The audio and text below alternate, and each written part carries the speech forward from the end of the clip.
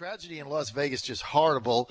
Joining us now, he's in my studio at Chesapeake, the Providence Computer Radio broadcast studio, is joining us now, Sheriff of Portsmouth, Bill Watson, and Captain Lee Cherry. Gentlemen, good to have you with us. Good morning, John. Good morning, John. I want to get your thoughts on the Las Vegas horror story. Look, you guys have both been in law enforcement a very long time. Is it possible, because there's now a lot of speculation, there was another shooter, kind of like the grassy knoll, and people saying, look, 520 people injured, 59 people dead. That's almost 600 people. Could one person even hit 600 people in that amount of time? Having been in law enforcement all your careers, what do you make of this whole thing? It is a tragedy, but you have to understand he's on the 32nd floor shooting down into a crowd of, 12 or 1,500 people. I mean, you can't miss. Every shot is a kill shot. There's no place for these poor people to go. And you could hear the automatic weapon firing off. I mean, he fired off 200-300 rounds just while they were showing that short little video. So, yes, one person could kill all those people. That's not a problem. I mean, it could be done.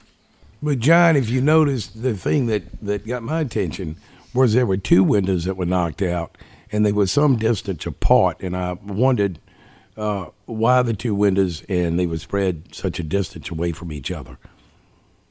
Yeah, that was odd that there were two windows knocked out. Now, because it was only one guy, right? And I guess if you put two tripods up, and we don't know, the police haven't released what exactly they found, other than they found, 23 rifles in there. That's a lot of rifles for one room. I don't know what he would do with them all. But it would be too cumbersome to move the tripod from window to window, wouldn't it? Correct. I mean, that would take, 1001, 1002, 1003. I mean, that would take 10 seconds. Mm-hmm. So I guess maybe he had two of them and he just went back to it. I don't know. He can move quicker than the tripods can move. So it's easier for him to go from tripod to tripod rather than move them around.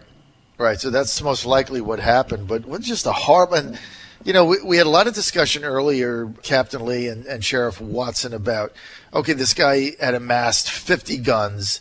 He had all this ammunition, many of them semi-automatic. And a lot of people saying, well, should this have raised the flag? But we had a lot of callers in that said, no, it's legal. And the guy had no record. In fact, he never even had a speeding ticket. The guy had nothing. He had a parking ticket in downtown Vegas once for $25. That's it. He had nothing on his record. So, he just kept buying them and nobody thought anything of it, right? Correct. And it's legal. I mean, like I say, it's legal. Legal doesn't always make it right, though. That's the problem. Sooner or later, somebody could crack, and then they go off on a tangent and start killing people. You never know. It could be anybody. A judge could do it. I mean, I'm not knocking judges. I'm just saying that, as straight-laced as a judge could be, they could always crack under pressure and go crazy. You never know. John, a lot of these assault weapons, too, that they have are easy to convert over if people know what they're doing, and that's one of the reasons they're so dangerous. Do you think maybe there should be something done about it? John, I'll tell you how I feel. Okay, I'm pro-gun. There's no doubt about it. But I agree, you could be able to get a shotgun and hunting rifles and so on and so forth. Why do you need assault weapons? I've never seen anybody hunt with an assault weapon. They're designed to kill en masse. They need to outlaw assault weapons, period. You can keep your handguns, your rifles, your shotguns, so on and so forth. If you want to go deer hunting, I'm not a hunter myself. I go to Kroger and get whatever meat I want. But, I just can't justify an assault weapon to go hunting with. And I don't know if you know it or not, but anytime somebody wants a permit for an automatic weapon or a silencer, they have to come through the local sheriff. I have denied everyone that's come across my desk. I've never approved a silencer for anybody, and I never will. Well, why would you need a silencer? Well, I guess they don't want to wake the rest of the livestock up when they shoot. So that's what they're saying. But I can't justify a silencer, and I'm telling you right now, as God is my witness, I will never, ever approve a silencer. What do you make of that, Lee Cherry? Oh, I absolutely agree with the sheriff, and I know the sheriff is a strong advocate of the Second Amendment, but as a law enforcement officer, our officers on the street are just, in a lot of cases, outgunned out there because of these assault weapons. I tell you what, just what happened there is so horrific. And what did you guys think about the immediate politics of it. Like, the people weren't even in the morgue. They were still being transported to the hospital. And some Democrats came out immediately politicizing the event. In fact, I hate to say this, guys, because, I mean, it's just, but it is what it is. Mm-hmm. Last night, Lieutenant Governor Ralph Northam, running for governor, sent out a fundraising email asking for donations based on the tragedy, saying that now's the time we need gun legislation. I'll do that. Elect me, send me money. How do you do that when 59 people died and people are bleeding to death in a hospital? How do you send out a fundraising memo? How do you do that? That was in poor taste. And I'm going to tell you what, that was not the time to bring that out. You know, you got a grudge against guns, bring it up later. Right now, let's worry about our country, okay? Let's worry about the people that were injured. Let's worry about the families of the deceased that were killed. That was in poor taste. That's what I thought. I thought it was in horrible taste. And you know, there's a desire to win, but then there's just, you know, I don't know, just be a reasonable human being and win. I mean, do you really want to win that bad where you would capitalize on this kind of a tragedy to raise money? I mean, who does that? Well, there's people out there to do that, John. I mean, I've got opponents of mine that are slinging mud left and right. I refuse to throw mud. If I have to throw mud to win my campaign, I don't deserve to keep my job. Well, you know what? I respect you, Sheriff Bill Watson, for saying that. Let's get to your election coming up on November 7th. Now, you said some people are starting to sling some mud. How have you responded to that, Bill? I don't respond to it. I really don't. Anytime you respond to it, you're giving them, you know, credence, and I'm just not willing to do that. I mean, they're tearing my signs down. They're stealing my signs. It's, you know, it's unbelievable. But if that's what, the way they play politics, so be it. I'm not going to fall into that. Why do they want you out so bad? Because they can't buy me off. That's why I'm not going to play their stupid games. I made a statement 12 years ago when I took office as sheriff that I am not for sale at any price, and I work for the people, and that's the end of it. There's no discussion. The people are the boss. Mm-hmm.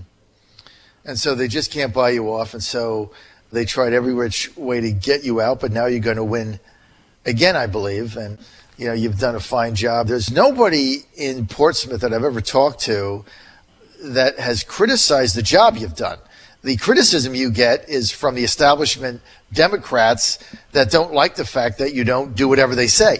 But nobody's ever criticized what you've actually done and the accomplishments that you've had. So you ought to be able to go on that. I want to get to Terry McAuliffe canceling the meeting with the Sheriff's Association.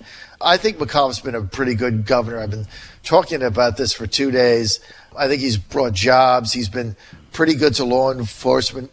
You know, he got our state police raises. He's tried to get the deputies more money. He's been a pretty good governor. You have an annual meeting, the Virginia Sheriff's Association. John Jay leads it. You have an annual meeting with the governor. Doesn't matter if you're independent, Republican, or Democrat, whatever. Everybody's got the same issues. You set yourself up to go into the 2018 General Assembly.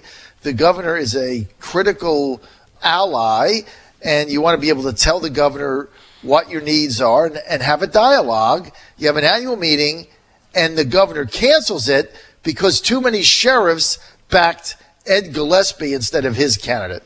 Now, what the hell kind of leadership is that? That's a good question. But you have to understand, our governor can only serve 4 years, okay? He's right at the end of his term. He probably doesn't care who he ticks off right now. I mean, that's just politics sometimes. Now, John Jones, I can tell you, if you can't get along with John Jones, you can't get along with anybody. John Jones is one of the nicest guys I've ever known in my life. And Virginia Sheriff's Association is always trying to do the right thing. Why he canceled on John, I don't know. But that was a bad move on his part. And the Virginia Sheriff's Association, as everybody knows, is they don't back candidates. They don't endorse candidates. It's just your association try to get things done. Now, individual sheriffs can make their individual endorsements one way or the other. Absolutely. You know, and right. The association does not endorse any sheriff, pro or con. They just refuse to do it. Now, sheriffs can endorse other people, just like Ken Stolley was on earlier. I endorse Ken Stolley. He's one heck of a good sheriff. Virginia Beach is lucky to have him, and I've known Ken for many years. He is one heck of a nice man, and he knows exactly what he's doing. Mm-hmm. Based on what happened in Las Vegas, is there anything we should be doing? Is there anything to look out for, or is it just, you get crazy people and they're going to do insane things? I mean, is there any touch point this where somebody should have said something based on your experience, Sheriff? Well, you can't always pinpoint it, John. Just like this guy, you say didn't even have anything but a parking ticket like 15, 16 years ago or whatever. There's no way you could have profiled this man. There was just no way it could have been done. And like I say, when you're 32 floors up shooting straight down, you don't miss. And it's an American tragedy. The whole country is crying over this. I feel sorry for everybody involved. And we had one young lady and another man from the Hampton Roads area that was shot. And I don't know if they're listening this morning, but, our prayers go out to them, and I hope she heals up all right, and I hope her arm is okay. But there's no way that we could have predicted this. I don't think so either. And a lot of people saying, well, he had 10 bags he took into the hotel room, 10 suitcases. Well, I was saying earlier, Sheriff Watson, Las Vegas has maybe 5 or 6 conventions going on 7 days a week. People check into these hotels, Mandalay Bay. I've been there. You come in with a lot of bags. If you're you might be running a show. You might have material to hand out. Yeah. You might have samples to hand out. So it's not out of the ordinary that somebody would come in there with 10, 12 bags because of the nature of what they do and the conventions they have. You might have to be manning a booth or something and have all your stuff in there for 5 days. So your prime example. With the Virginia Sheriff's Association, we have shows once a year, and look at the vendors that come in that bring bags and bags and bags of their materials. And there could be automatic weapons in there. We don't know. Right. You have absolutely no idea. Lee Cherry, let's get over to you. The city of Portsmouth now. I mean, there's been a tremendous uptick of crime in Richmond. What have you guys done differently that you haven't gone down that path? I think part of it's luck. We just had last week that we had a series of robberies and a shooting. I don't know whether we're any different than any other Hampton Road city. I think that we have an excellent police department in this city, and they do a good job. They have short manpower, and that's a real problem because they can't give the coverage that they need, because they're going from one call to the other. But as far as training and quality of officers, I think we've got the finest. And proof of that is they leave to go with other departments because the other departments crave their experience in training. I think that makes sense. I mean, you haven't had anywhere near the crime recently that Richmond has had or Norfolk has had or Newport News has had. Yes. But what is causing these crime waves in these other areas? I don't know. I don't know whether it's just a thought process in this country. Go back to this shooting in Vegas. You ask a question. I do a lot of school lectures, and we have found that in school shootings that in 80% of the cases, somebody else knew it was coming.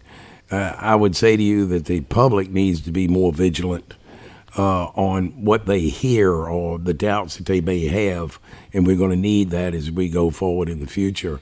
I'm thinking before this whole thing is over that you're going to find that somebody had some knowledge or an idea that this guy was going to do this. Let's get to the phone lines. Let's get to Tim in Hampton. Tim, you're on the air. Hey, Sheriff Watson, do you think Congress should outlaw full automatic conversion kits? Absolutely. Absolutely, without a doubt. I don't even stutter on that one. Explain to me why a hunter needs a fully automatic weapon. Was he going to kill 20 turkeys at one time? There wouldn't be enough meat left on those turkeys by the time he finished with them to even cook them. I'm totally against automatic weapons. Absolutely. I agree. All right, Tim in Hampton, thank you. Let's go to George in Norfolk. George, you're on the air. Hey, guys, how you doing? I'm in full agreement with Bill there. I was golfing out in Portsmouth, by the way, recently, and we got talking about Bill, and someone goes, who are you talking about? Wild Bill? They call him Wild Bill out there. I got laughing over that. But the thing is, they're going to have to start legislating against these semi-automatic weapons. I mean, I am pro-gun. You need guns in this country to protect your family. Our country was founded on it. You're allowed to go hunting. I get that. But the problem is, when you listen to that haunting video of that man, and he's sitting there, and you hear that spraying sound, brrr, that type of thing, as opposed to like a pop that you would have with a regular gun every second, that type of thing. I mean, half of those people would still be alive if those type of guns are not available to these folks. You need to make it a felony to sell this stuff at these gun shows. You need to make it a felony to give crazy people the ability to have these guns. I am for guns, but I will sacrifice my right to a semi-automatic weapon to keep them out of the hands of crazy people like this. God bless you. All right, I want to thank George for that. Let's go to Tony in Virginia Beach. Tony, you're on the air with Sheriff Bill Watson and Captain Lee Cherry.